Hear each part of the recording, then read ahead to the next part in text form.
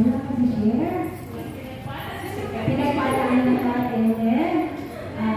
Unahan ko, baka naniniwala. Pagkain natin ang ating Diyos na buhay. Isayin ko lang ang pinakamataas ng papulit pasasalamat sa ating Diyos. Sa kabutihan ko ng aking pamilya, tunay na napakabuti ng ating Diyos. Amen po. Kahapon ko, birthday po ng aking papa, nag-73 na po siya. Pinapatotoo ko po dito na noong nakaraan po, na-operahan po siya, 69 years old pa po siya noon. Kahapon pa po namin na pag-usapan yung nangyari po sa kanya dahil iniwasan po namin na pagkwentuhan yung nangyari sa kanya dahil ayaw po namin na mamasad po siya. Kaya kahapon po na nag-uusap po ng buong pamilya, nabibless po ako sa nangyari po sa kanya dahil nung na-operahan po siya nung araw na yun, 2020, pinasok po siya sa operating room ng alas 10 po ng umaga, nilabas po siya ng alas 2. Nagising po yung papa ko ng 6 o'clock ng hapon. Yung kasagsagan po ng oras na yun, kami po ng mama ko through online, nag-rosary po kami ng mama ko noon kasi before po siya na-operahan, pinapirma po yung mama ko ng liver na yung case po kung mangyari ni papa dahil po sa edad po niya.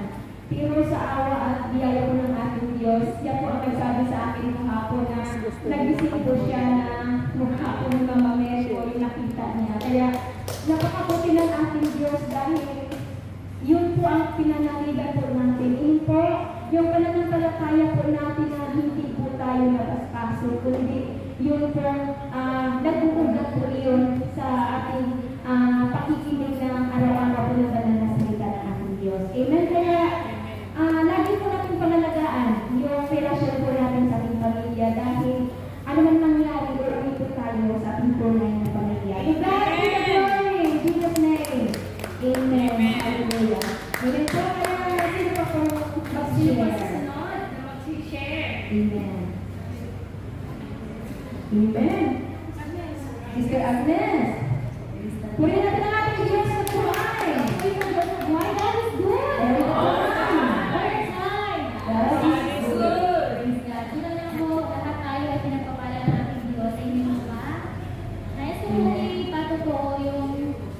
Kabutihan na ginawa ng Diyos sa aking amo. Bali, mga months ago po, nagkaroon ko ng allergy sa paa. Yung nag-change ang weather from cold, tapos naging unti-unti parang ngayon umiinit na. So nagkaroon siya ng skin allergy sa paa.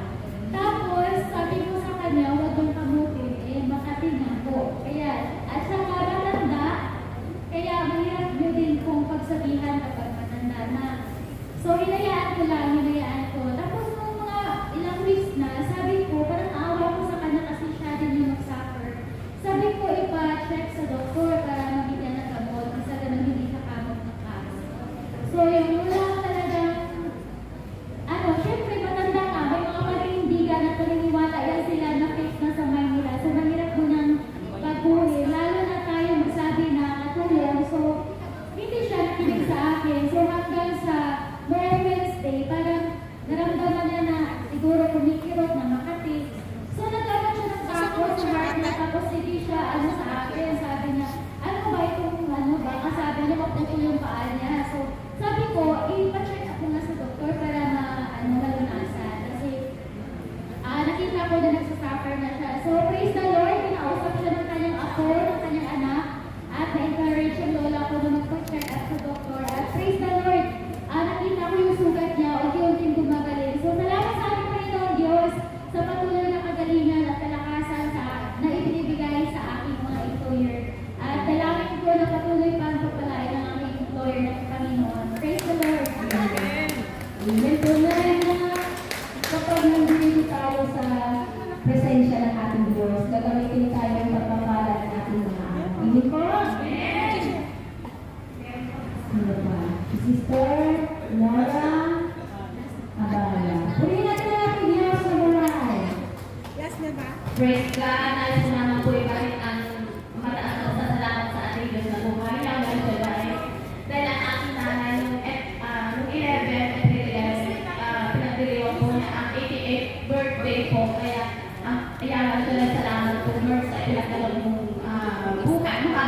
sa aming nanay. Dalan ang kanyang kalakasan para sa aking nanay.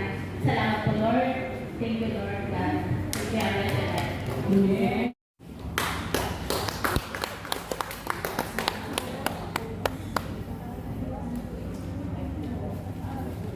Pinagbalang hapon mo sa ating lahat. Umiyak ba o tumatawa? Salamat lang po ako kasi nung last Saturday, hindi ko po talaga inaasahan yun. Although nagpa-check up na po ako nun sa doktor dati, binigyan na po nila ako ng gamot, pero hindi ko talaga inaasahan yung biglang talagang as in sobrang sakit niya. Para na ako magkukulaps nung time na yun. Salamat po sa mga kalasitera natin dito na tinulungan po ako at sa aking pong kapatid na hindi niya po ako pinabayaan hanggang makarating po kami ng Queen Elizabeth. Tapos sabay po kami nagsalmo na nawa kasi alam natin na every time na pupunta ng emergency, lagi pong talagang ano na yung admission. Pero salamat po sa himala ng Psalm 91 na hindi po ako na-i-admit nung time na yun. Kaya isa pong malaking pasasalamat ko yun. At salamat din po sa mga result ng aming mga laboratory. Although may referral po ako, pero inaangkin ko na po na clear na po lahat yun. Wala ko hanggang talampakan. Amen. At hinihingi ko rin po ng panalangin sa inyong lahat na yung aking pong tiyahin na almost awit na po siyang nasa ICU, pero salamat din po sa Diyos at sabi naman po ng doktor may progress naman po siya kasi nawala na po yung suction niya, tsaka namunat na po rin po yung mata niya kahit hindi pa rin po siya nakakausap. Pero salamat po sa Diyos at inaangkin po namin na lubos na kagalingan po para sa kanya. Amen. To God be all the glory. Salamat.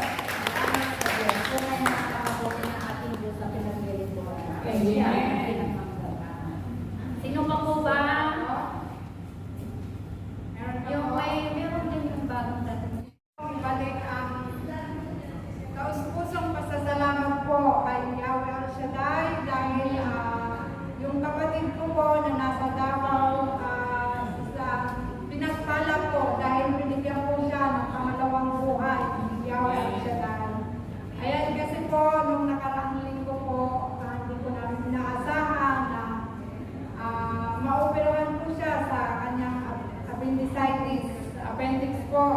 At nung time po na yun, dinala naman po agad po siya sa isang public hospital. Kagamat po, hindi po kaagad agarang nalapatan ng pero salamat kay Yahweh El Shaddai dahil nagpadala po siya ng tao, ng anghel para dalhin po siya sa isang private hospital dahil pumutok na po yung kanyang appendix sa loob.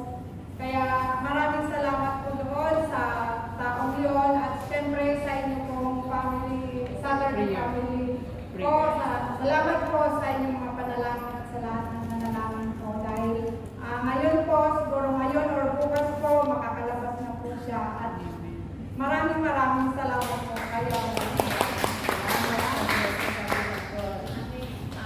Ako din po, ipapakalag ko rin po ang kaputihan ni Lord. Dahil nung Saturday po, hindi po rin po ako naka-day off. Dahil itong kamay ko, Diyos ko po.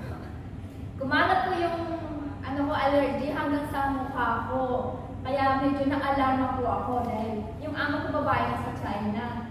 Kaya sabi ko sabi nung ama ko lalaki na picturean daw yung kamay ko kung ano daw ang gano'n kalala yung yung allergy ko. Sabi ko, sir, malala na, tsaka kumalat na sa mukha ko.